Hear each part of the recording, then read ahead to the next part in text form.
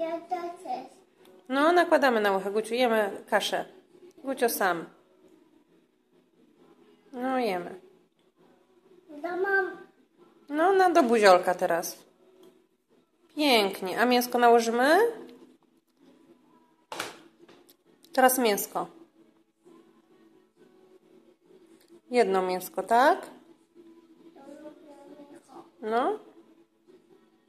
Ona pomoże, no. Proszę.